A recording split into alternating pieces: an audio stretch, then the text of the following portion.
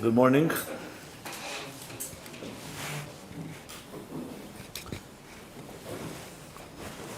So continuing through the journey, through Seder Shtalshlus. In the last year, 2 weeks ago, we discussed Nekudim, which is a summing up of what we've done so far. Ein Sof Lifnei Tzimtzum, which of course is preceded by, the only thing that's preceded by is Asmus. Ein Sof Lifnei Tzimtzum, the Tzimtzum Kipshute, not Kipshute, the Shimu, the Kav, and then the general Seder Shtalshlus, Igulim v'Yesher, Makif and Pnimi Sever Mala, Adam Kadmin, and then the last discussion was on Nekudim. And that's exactly in the order, in the progression of how it's laid out, especially by the Arizal, even though when you look in Sifrei Kabbalah before, you also see that structure. But the Arizal really created a full map in Hates Shabbos, especially in Hates Shabbos. So in that order, after Nekudim comes Nekudim. Based on the Pasuk in Vayetze, and this is also from an Hates Shabbos, that Yaakov was tending to the Tzein Lavan, to the sheep. So it says he bred them and it produced Nekudim, Nekudim, Vrudim, 3 types of sheep. And as I briefly cited, that Arizal says that Lavan goes on, Lavan the Kedusha, the Shtalshlus, Levin Elyon, which is the pure white, the pure state that's higher than all the Madregas. And Saint Lavan, as the Hamshacha from there, that Yaakov was Mamshech into 3 levels, Nekudim, Nekudim, Vrudim. So we're going to focus on Nekudim, which of course is part of the whole picture, and it follows the world of Nekudim. Now another name for Nekudim is the world of Tohu. And we'll soon explain why is Tohu called Nekudim. Vrudim, which we'll discuss in the next part of this series, it's called Vrudim, Tikkun, and Atzilus. 3 names. But right now we're focusing on Nekudim. And as I've been doing throughout, it's not just to lay out the map and understand the building blocks, but most important, why did the Eibishter make it in the first place? The Eibishter did not need it. He doesn't need any of these steps. So it's clearly for the purpose of creation. It's for us. So that leads to the second question. So what's the application of it in Aveda? It might have come in to us that there's Nekudim, or for that matter, Nekudim and Vrudim and the other levels. So that's going to be the main punchline, which sadly in yeshivas, that part is not taught. You know, we learn about those, even people who are very masters of Seder Shtalshlus can tell you all the steps, like a plumber can tell you every pipe, but they can't tell you why we have these pipes, and what's the purpose, and what do we need to know about it. So, though I didn't post it, I'll just give a few Marmikemis, which Chassidus talks about this, the world of Nekudim, sometimes in the context of Nekudim and Nekudim. So just a few Marmikemis. Obviously, everything starts with the Alter Rebbe. So in Tanya, actually, there's very little about this.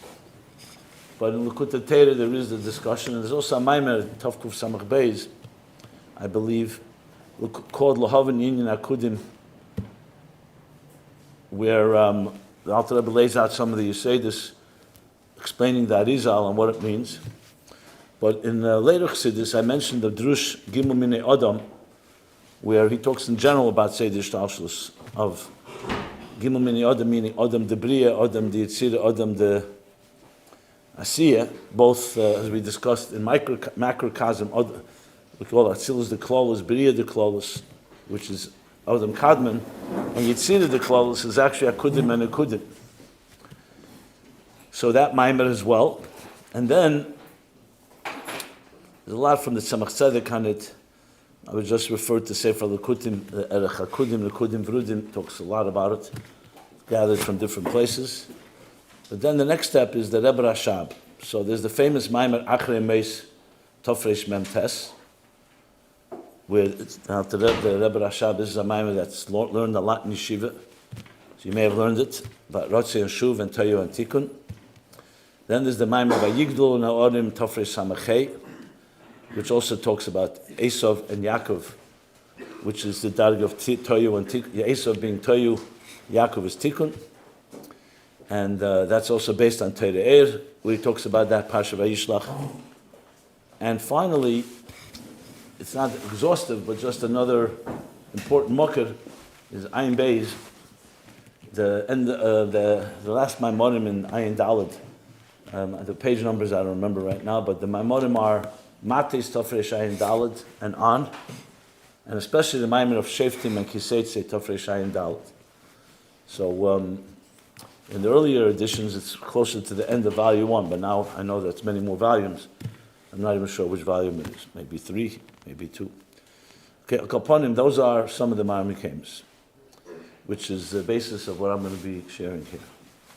So the first question, of course, is Akudim and Nekudim seem to be very related to one another, because the word Akudim means Eser Eiris Akudim B'Klei Echad. That's the Lashon of Eitz Chaim. 10 energies, and what Eiris are they? The Eiris of the Eser Sheviras, but they're all bound. Akud is the word bound in one Keli. So the Kelim have just begun to emerge. I gave the example of, let's say, the conception of a child or a seed.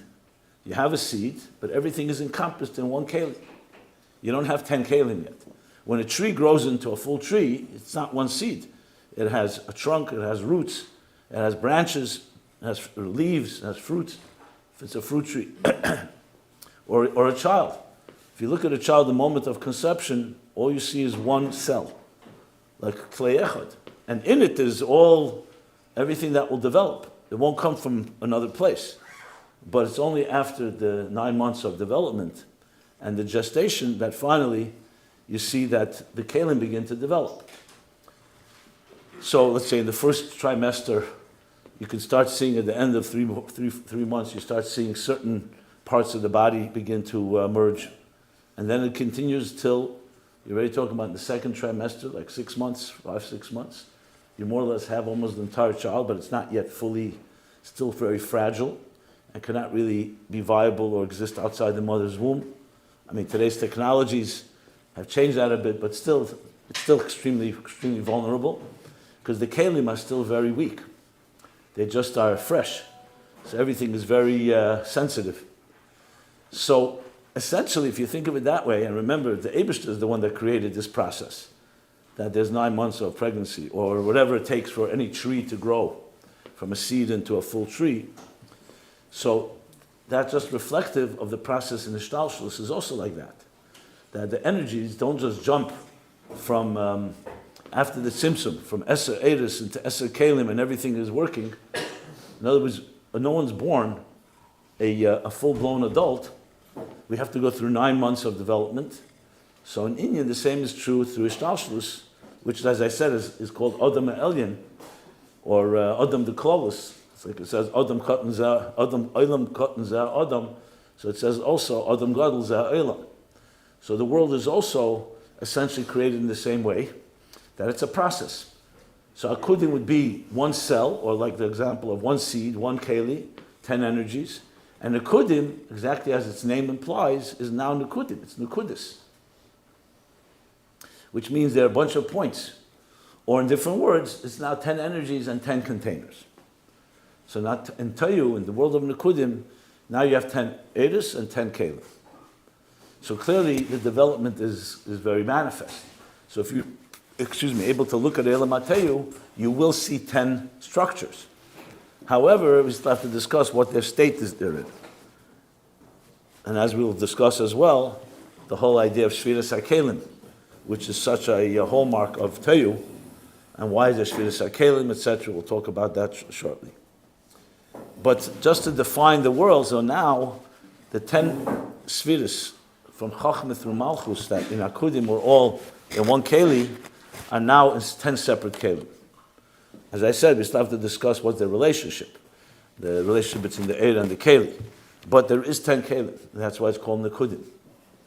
So on one hand, it's definitely progress, because without the world of Nekudim, you don't have this Chalkus. In Nekudim, the Eiris can be 10. But first of all, Eiris, no matter what Shita, whether it's Eiris Pshutim or Eiris Mitziyarim, even Eiris Mitziyarim is still not a Keli. It means that the Eir has something in it that can relate to a Keli. It's really Chalkus happens in Keli. It would be like saying, at the moment of conception, even though everything the child will become is all there concentrated in that one cell or one seed. But that's not a child. You can't call that a human being. You can call it a potential, and everything is there. For it to be, as the Eibishter, the Kavanah is, there should be real Hischalkus, so that it can't just be 10 Eiris in one Keli, you need 10 Kelim. Like you need like the development of a child. It needs to have arms and legs and a brain and a heart and lungs and liver. I mean, all the Ramachevarim and Shasagidim, which is quite a lot. And that's just the limbs and organs. When you start counting the cells, as I mentioned, there's 35 to 75 trillion cells, in a human body, in a human being. So you're talking about just the brain. You know how many cells are in the brain? Billions, not trillions of cells. And so that means it's chalkus. That's the structure the Eibishter wants. Now, just to remind ourselves, why does the Eibishter want that? Because he wants a dire b'tachtein in Lashon Rabbi, not dire b'tachten b'tachtein. So the world as we see it right now, which is a multitude of species of Demin Semei Chaim Medaber, and each one is literally infinite. We just learned the Bas Lagani, not just b'keyach but b'peil. However you understand that. So all that is the kavanah that should be b'feidish ischal, not just ischalkus, a blig vul ischalkus, meaning all kinds of details. And the kavanah then is to make a dira loshen yachid in tachtein, bringing ardus in alma de pruda, bringing unity in a what's the word, diverse world. Harmony within diversity is the way we put it. So, but you need the diversity. And Tohu, therefore, or Nekudim plays a critical role because it's the next step of development from 10 in one Keli into 10 Keli. However, here's the problem. The fact of the matter is, just as I mentioned before in the example of the fetus, of a child developing, a child, if it, God forbid, is not in the mother's womb at the second or third month, even if the Kelim have separated, meaning there's enough there, it's not viable. There's no way that fetus can survive. Why not?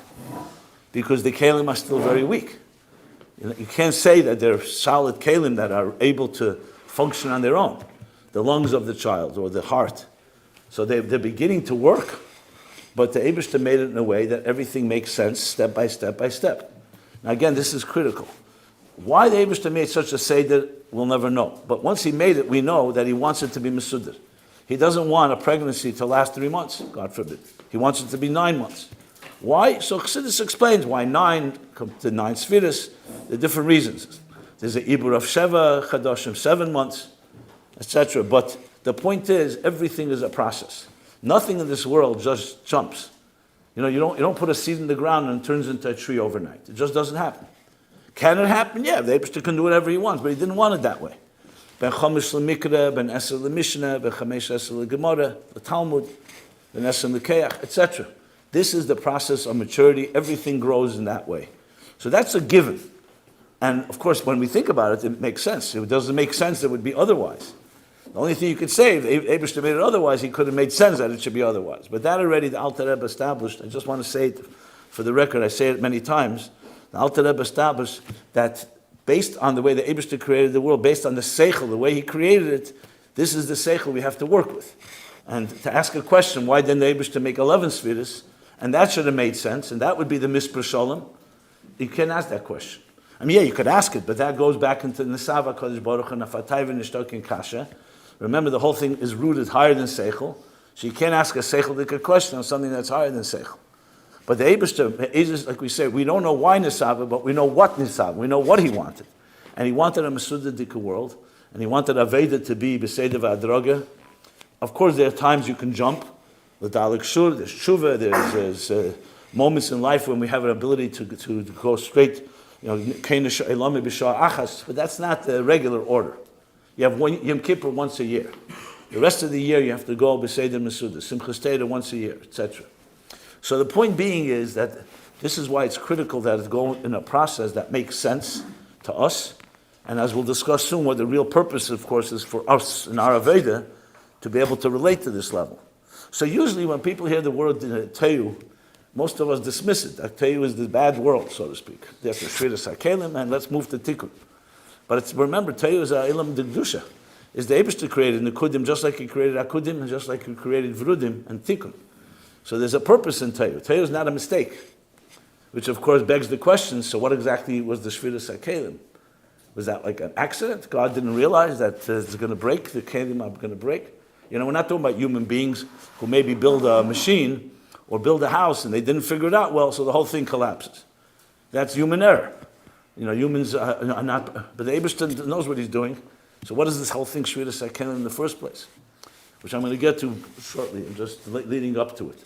But the first most important thing to know is that the Eidos have now been broken now into not just 10 Eidos, there's 10 Keilim.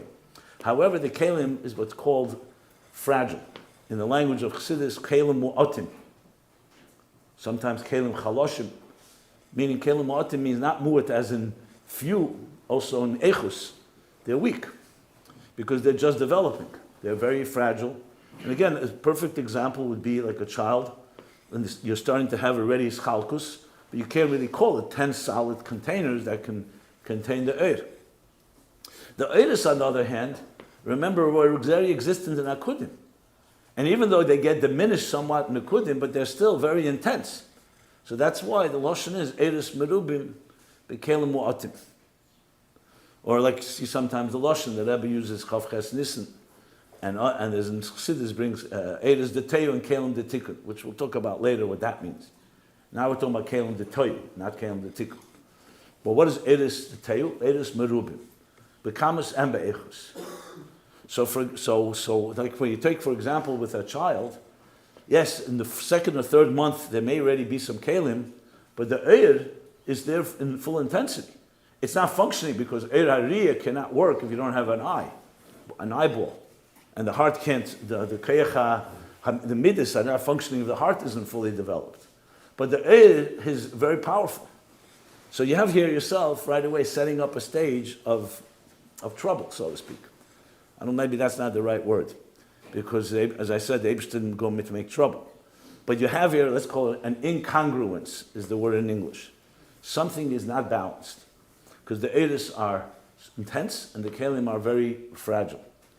And as such, it's going to lead to what's going to be called Sheviras HaKeilim, the shattering of the containers. But before I get to that, I want to talk a little more about this Nekudim, understand its purpose. And then we can understand what the Shvira is about. So there's really two things I brought in Chassidus that really explain what the role of Tohu in this whole picture. So the first thing I already explained to some extent, not fully, but I explained the idea of Ischalkus. You need Ischalkus. You need the Keilim to break into details. And that happens in Tohu. And the first step of it is Tohu. But you could ask the question, why can't it just jump from Akudim to Vrudim? Why do we need this in-between step? You can say, okay, 10 energies in one container, and then the next thing is 10 energies in 10 containers, but in a balanced way. So you don't have to have Sheviras HaKeilim all together. And you have Ischalus, and you have everything is beautiful, Atzilus. What do we need this in-between step? So the answer is twofold. First, I'm just saying both answers, then I'm going to elaborate on it. The first is, because as I said before, the Eibishter wants to say the Mesudr. You could ask the same question. Why can't we just be born? Yes, we need 9 months of development. Fine, but then you're born. You should be 20 years old. Like Adam Mechave. What if to go through the all the pains of childbirth and early childhood education and all the Tzar Gidul Bonim and adolescence and everything that we go through? Become adults and ready adults to go out into the world, get married, and build your home and family. You can ask exactly the same question. Why don't you skip the step? But so the first reason is because you need a Seder Mesudr. And the second reason is, as we'll learn, because it's critical for the ultimate kavanah, ironically, that you need to have this unbalanced state before you get to a balanced state. And I'm going to explain that now, and then we'll talk about You'll understand the Sheviras HaKeilim will be easy to understand what that means. So, let's just to answer a question with another question. We know everyone said, I spoke about this in the last year, I think. So, we know the Eibishter created the world in 6 days. Sheshis Yomim. And then Shabbos. And the Sunday, Monday, Tuesday, every day has its creation. Kol Yema V'Yema Ovid Avidete. But we're also told that every day the Eibishter said, Vayar Elikim, and he said, Vayem Elikim, and Vayar Elikim Kitev. Day 1 it says that, and then it says it all the other days, except day 2. It doesn't say the word Kitev. So the answer given, why? Rashi brings, and from Midrashim and so on, because in that day was Nivra Machlekes.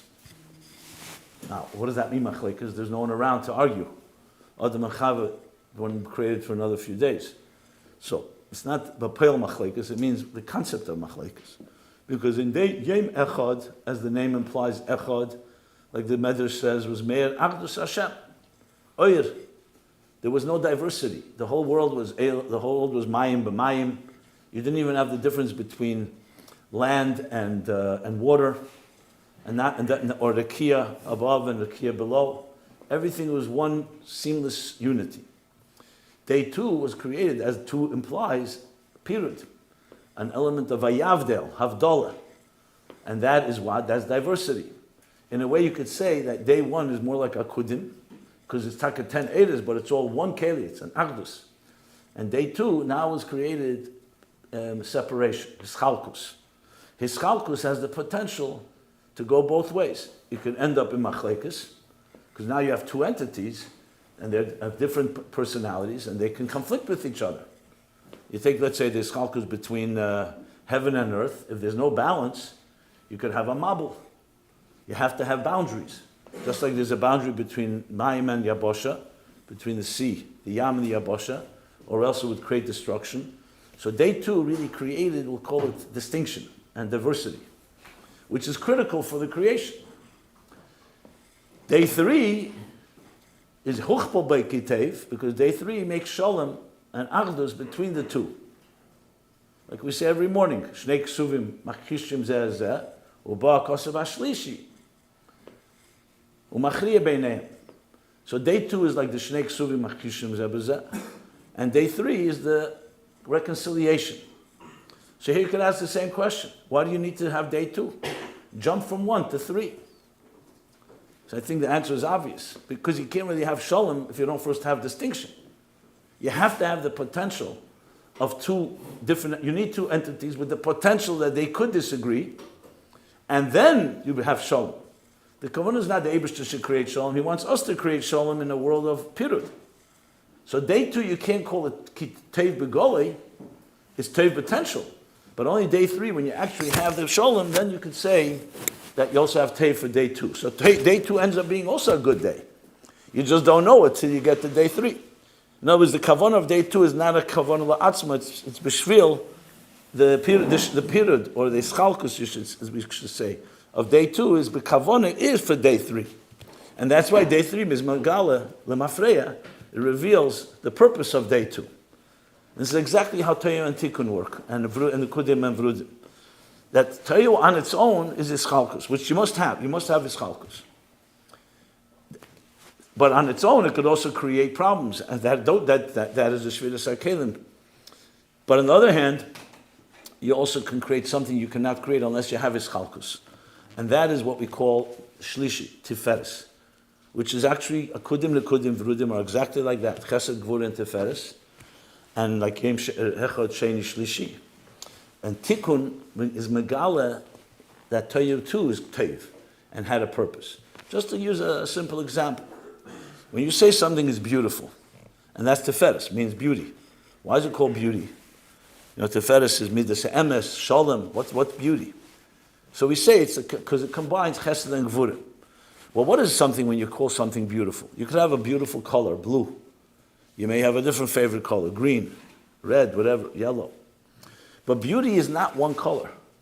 Beauty is always going to be a harmony within diversity. When you say a beautiful face, what does that mean? Is it the eyes? Is it the nose? Is it the mouth? Is it the complexion, the ears? The answer is the whole partzuf. There's some balance. Take music is the same thing. One musical note can be a nice note, but if you keep playing it, it'll just be noise. What's real music? Many notes of different types, and they come together in harmony, and you have magical music, a beautiful melody. Let's say somebody doesn't know how to play the music, or someone who sings off tune. Like they say, what's worse than one person singing off tune? Two people singing off tune, right? And it exponentially grows. So if someone takes the same nigun and they sing it the wrong way, what will it sound like? It'll be grating. It's better to be silent than that. So the same musical notes, which is diverse, if they're in the right order, it's beautiful, it's harmony. And they're in the wrong order, they'll just be very annoying, or even worse. So the same thing in the world. The fact of the matter is, there are Ein Deis Ein Shabbos. That's what the Eibishter created. So you could say, why do you create Ein Deis Shabbos? It just leaves room for machlekes. If we all were of one mind, we were all clones, and we were all conformists and just followed one way, there'd be no machlekes. That's not the kavanah, however. The whole kavanah is there should be a dira b'tachteinim l'shen Rabbi. And tachteinim means different types. And people have different, there's Reuven, Shimon, Levi, different shvatim, Ein Deis Ein Shabbos. This person knows how to say Talmid Chachamim, and there's Uvdin Tov. I mean, there's all kinds of personality types. And no, not one is superior to the other. There's Shiva Kani HaMeneda. There's 7 branches of the Meneda. And the Meneda is only complete when you have all 7. So essentially, if you look around, first of all, you don't even have to look in Torah. Just look at the Psari Echza Lekah. What would the human body be like if all the organs were one organ? It wouldn't be a human being. You need to have absolutely diverse organs and limbs and parts. And a healthy human being is they all work in a coordinated way. Rachmana litzlan, if a person, God forbid, and the different parts of a person's body and keich sanefesh don't work well with each other, you have, I don't even want to mention, autoimmune diseases and all kinds of things, the body can turn on itself. So if you really think of it, it's just a miracle that you have so many different diversity in the human body, and the same thing with nature. And unless somebody comes and disrupts the order, it works in perfect harmony. And then, you just look at any species. I mean, it's unbelievable. You just take one species, how everything works together. It's like amazing. We take it for granted. We try to build machines that replicate it. A camera is copying the human eye. An airplane is copying a bird. But who created the bird? Who created the eye? And you look at it, how many things have to work perfectly for your eye to function? Do you know how many different mechanisms have to work? In millions, ultimately. I mean, it's a few things we can identify, but behind the scenes, the nerves and all the other things, it's unbelievable what happens. Or when you take a piece of food in your mouth, for you to digest it, and the waste should be expelled, and the nutrients should be absorbed. I mean, all these things is literally an example of Tiferes, of harmony within diversity. But if you didn't have Ischalkus, you couldn't have Ischalus. So you cannot skip day 2. You can't skip Tohu. You have to have potential for machlekes in order to ultimately have a real shalom. And yes, on one hand, that can be very sad and tragic, because look what human beings have done to each other through war and crime and injustices and genocides. That's only a result of Ischalkus. If we were all one, it would be impossible. And at the same time, there's no way around to create the dira b'tachteinim and fulfill the kavan. You have to have the potential for a disagreement. And be wise not to disagree. And figure out, kosav ashlishi shemachriya beineim.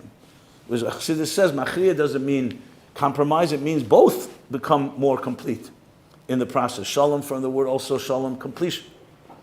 So in that context, Tohu plays a critical role, because it's not a world of its own. It's like the expression is, Seiser al manas livnes. The Shevira is going to be on manas building. It's not an end in itself. So now let's talk about that aspect, the Sheviras HaKeilim. So the technical description of what happens in Tohu, and of course all these things have to be abstracted, because there's no physical breaking of containers. There's no destruction, as in like you break a cup under a chuppah or something like that. It's all figurative. It's like a mashal for us to understand the imbalance of things. Because ultimately, what causes something to break? If you put too much energy inside, let's say there would be an energy surge going to these light bulbs, the bulbs would burst. So you have no energy at all, the bulbs won't burn. So an appliance needs juice, it needs energy, but it needs a balanced amount of energy. When you have a lot of energy and little and fragile containers, Eres Morubim and Kelim Mu'atim, you have this potential state of something that's going to break apart. Psychologically speaking, which I'll talk about more soon, I just want to give an example. It's called Sheviras HaKeilim. I remember once by Fabrengen, the Rebbe was giving a chelik to someone without names, and the Rebbe says, "Why do I have to talk about a berabim and embarrass this person?" So the Rebbe said, "Because if I called him into Yechidus and told him he'd have Sheviras HaKeilim," that was the Rebbe's expression. Now, Kemuvin, it's a b'shem hamushal, but it means because sometimes you're in a situation where a person is overwhelmed, it can create Sheviras HaKeilim. It could be the example of a teacher teaching too much to a student, and the student gets completely confused and overwhelmed. It could be when you have very strong emotions. When a person, God forbid, suffers a tragedy, it completely overwhelms your system. You could have a breakdown. You're in shock. Why? Because the kelim can't be saved. It can't contain the intensity. The same could be also l'mal yusa, simcha. Simcha peiris ged, a simcha that's so powerful, your kelim can't really contain it, so you break out in dance or whatever it may be. You can cry. One of the reasons we cry is a form of not Sheviras HaKeilim, but definitely overwhelming the kelim.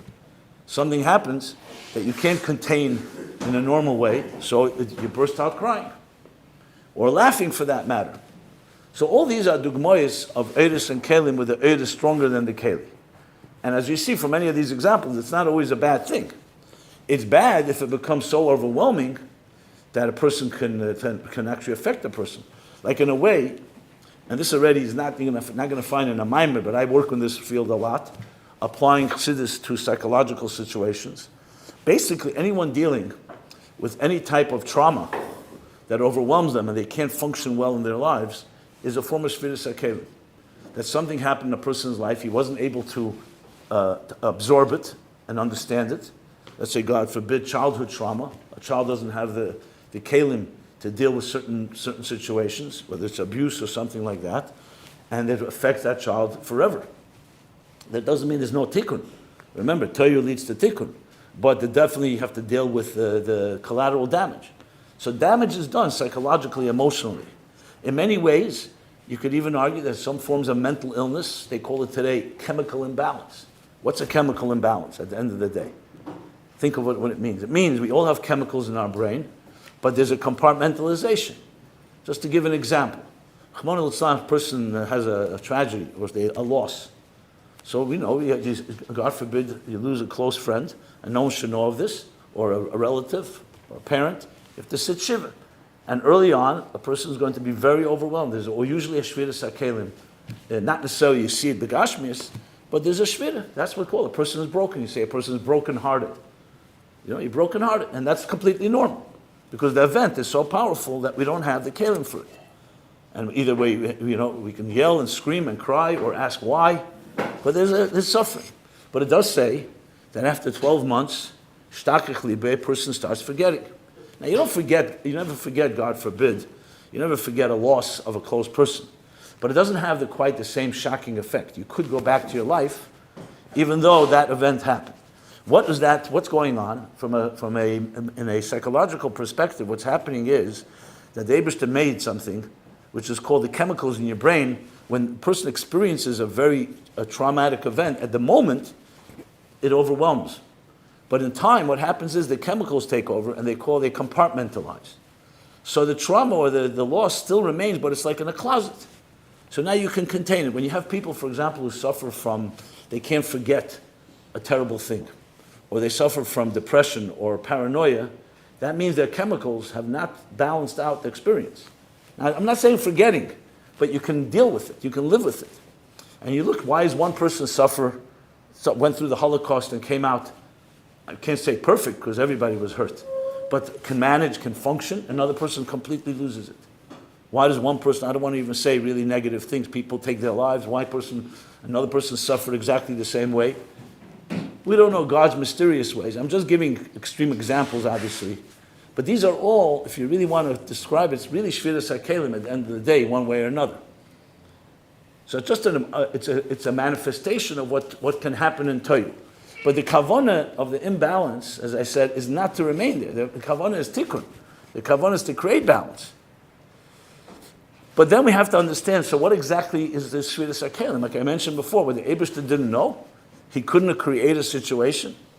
So the two main answers for that, I'm going back to what I said before, is number one, as odd as it sounds, Sheviras HaKeilim is actually critical to the process of tikkun. Just to give an example,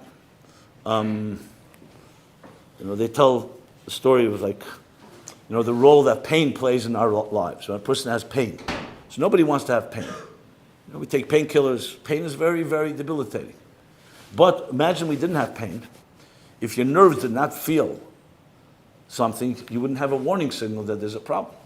So pain is actually a blessing. It's telling you to do something about it. It's like a red light. It's like an alarm.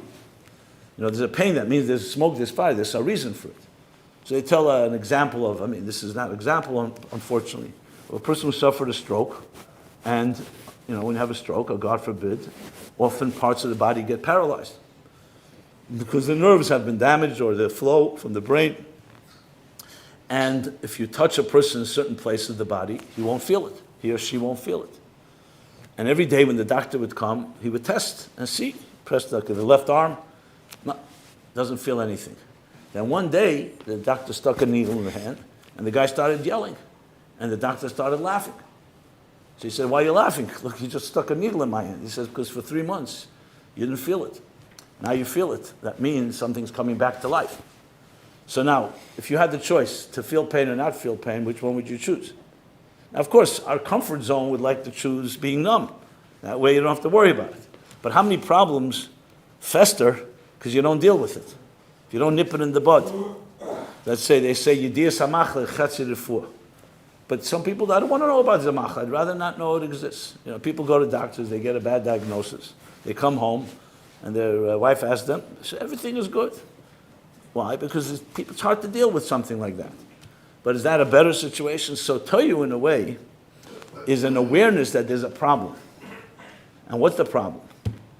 What's the problem? Let's not forget. There would be no world of Tohu, and there'd be no world of Nekudim or Ak if there wasn't that Tzimtzum Arishin. The Tzimtzum Arishin, the kavanah of it is to create a Mokim Panei. There should be worlds, and ultimately Hischalkus, like we discussed, and all the details. But at the end of the day, Chassidus says that Tzimtzum is Hepech HaKavanah, because the kavanah is not Tzimtzum. Just like I said, the Tohu is B'shvil HaTikun, Seisel Amanas Livnes, Tzimtzum is B'shvil HaGili. But the fact is that Tzimtzum created a major distortion. As we discussed it back then, I want to refer back to what the Tzimtzum did. In order to create an independent consciousness that's not pure Elokus, remember the Lashon of the Eitz Chaim, that before the Tzimtzum is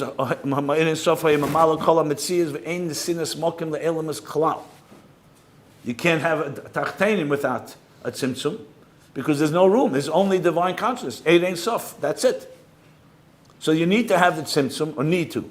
Kavyochel, Eibishter doesn't need, but he wants it to be this with an orderly way.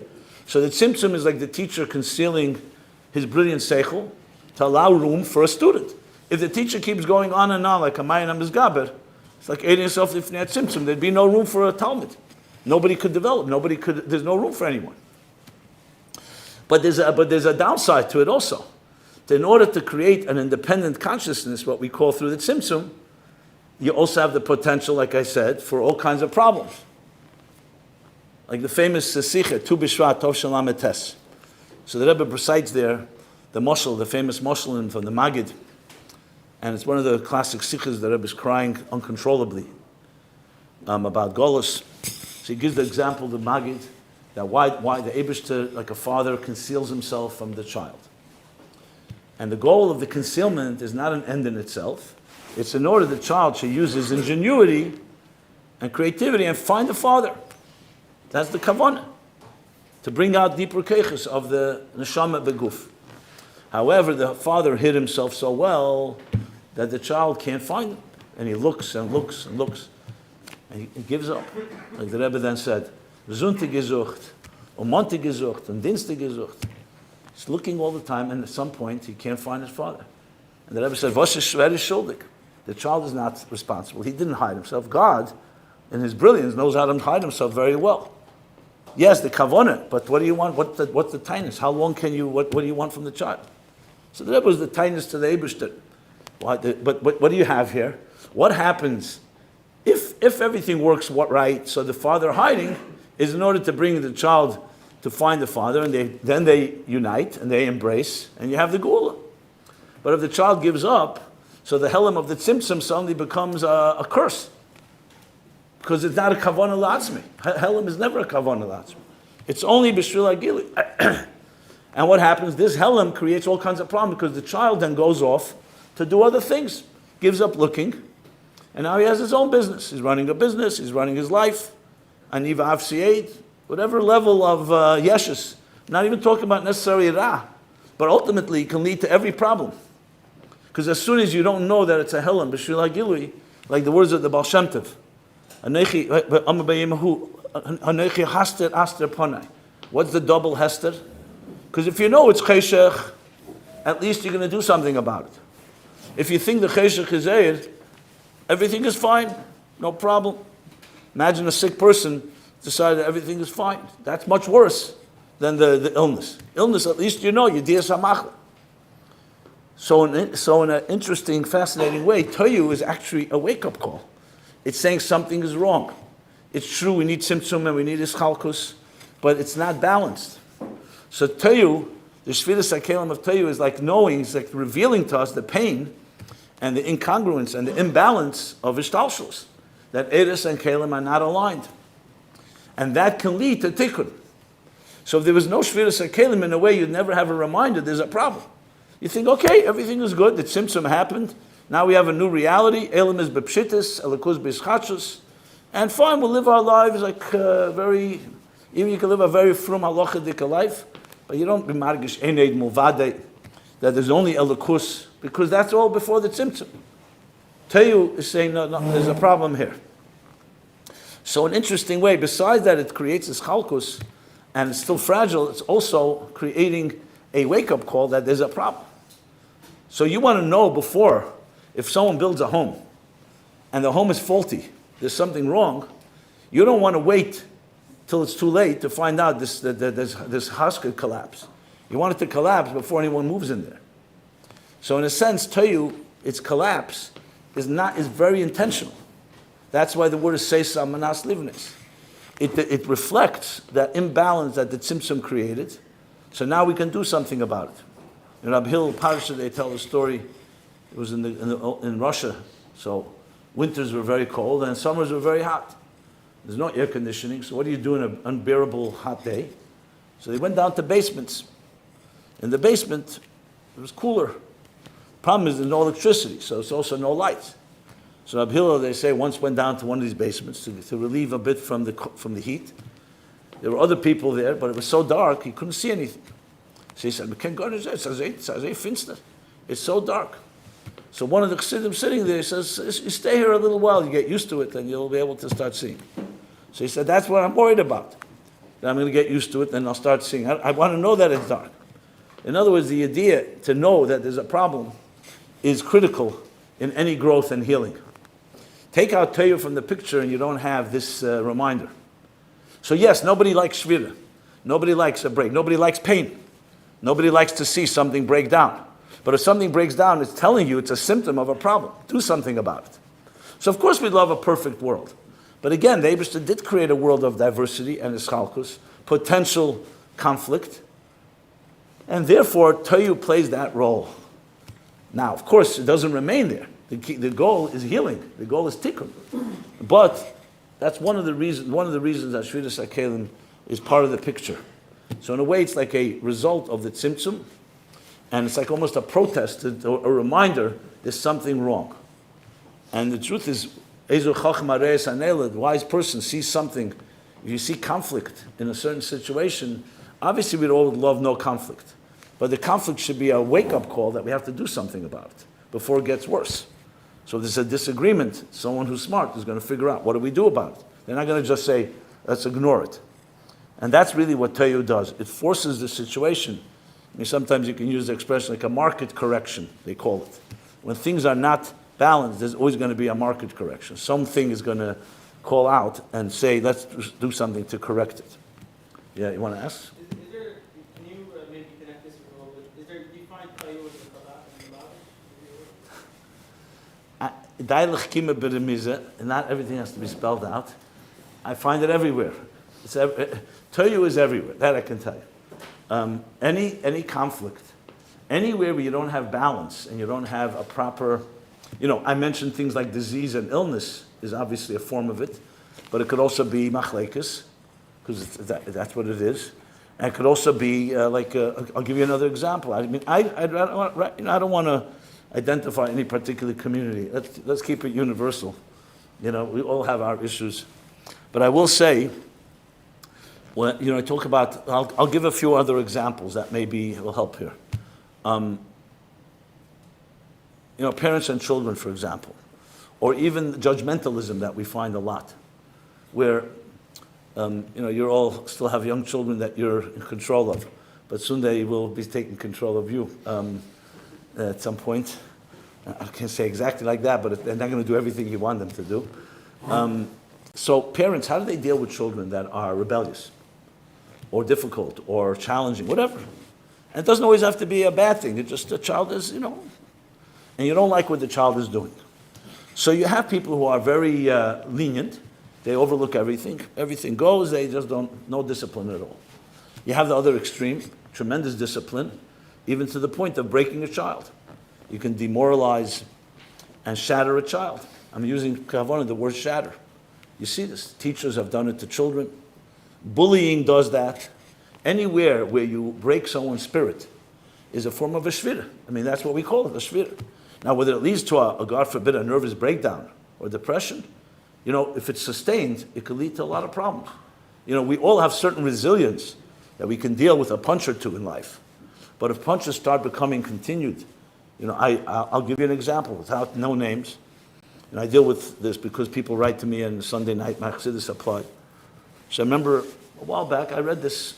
I don't even know who it is, frankly, so I don't even have a name myself, which is good. But a guy wrote to me. He said that he's married for 14 years, and he heard me speak about something, and he's decided finally he's going to go tell his wife a real challenge he has that he never spoke to her about. And that is he hates Shabbos. He hates Shabbos mamish. He says, I do it, I have children, I play the game, but I can't stand Shabbos. He said, why can't I stand Shabbos? Because when I was a child, in my home, my father, who was an achzer, that's what he called him, a cruel person, he couldn't wait to Friday night by this table to ask me questions and faher me, and then humiliate me, whether before the family, in front of guests. So he says, as a child, I dreaded Shabbos. Sunday already, I began to tremble. And imagine every day that I got closer to Shabbos, because I knew Shabbos, Friday night, is going to be my abuse night. So what do you think? Well, I identified Shabbos with pain. So I got married, and I'm happily married, but there are things I really carry. And I guess he heard something I said that it's better to talk about it than just to keep it inside. That way, at least, what we're talking about now. He says the pasuk destroyed me. Now, many people may not understand this. I know rabbis and others that will say, but it's a big thing. It's like diarrhea, whatever. You can get over it. But it's not true. Childhood trauma can have very deep impact because children are simple. We think if as an adult, if someone invited you to a Friday night table and humiliated you, you won't go back again. And that's it. It has nothing to do with a person who's an achzer. But a child doesn't have that option. It's his father. And I'm sure in many ways his father showed him love at other times, which makes it even more confusing. So this is the real shvira of a human spirit. And here's a perfect example. And this is happening all the time, unfortunately. Sometimes in more extreme ways, and sometimes more subtle ways. So Tohu, actually the world of Tohu gives us a model that you can look at and say, this is not the way it's meant to be. You want what's the contrast? Look at Tikkun. And the big difference that we're going to talk about is going to be the difference between Yesh and Bittul. So even though Tohu is the Elam of Kedusha, remember there's no Ra in Tohu, but it's the potential for all problems. Because there's lacking Bittul, when there's lacking Bittul, is lacking Hiskalalus, and you don't have Sholem, you don't have the Tiferes. You have the separate Nekudis. Nekudim, that's the word, Nekudim nifrodim. And there's no iskalus. So the two big problems in Tohu is, number one, there's no iskalus, and number two, that the Eris and HaKeilim don't get along. So you can find many manifestations and examples of this in personal life, in communal life, and actually you can find solutions. That's the real kavanah here.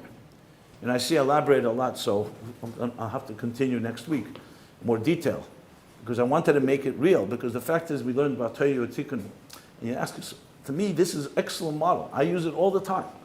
Every time you counsel a couple, and there's a conflict that they have, or parents and children, or community members. And whatever you're going to end up doing in your life, in your shlichus, you're going to face situations, wherever you are, there's going to be communal disagreements, individual disagreements, family disagreements. So the more you understand the Chassidus of it, you actually can create models and identify what's the problem. And then find ways to resolve it. So really the Tohu Tikkun dichotomy, if you wish, or imbalance or balance, can teach us literally about any situation that's dysfunctional and functional. A very good word you can use, dysfunctionality is Tohu, and Tikkun is functionality. But I still wanted to go deeper into the Tohu aspect, what it means, this imbalance. So we'll do that. We'll continue next week. I'll do a part 2 on this and elaborate more, and then hopefully go into the next. Still want to talk from Ayin Beis. I didn't get to the different. He talks about 4 types of imbalances actually, where the Eidos are too strong, the HaKeilim are too weak. Sometimes the HaKeilim are too strong, and the Eidos are too weak. We'll talk about that next week. Okay. Simon B'Tev should only have tikkun in our lives, and shalom and avdus and teferes.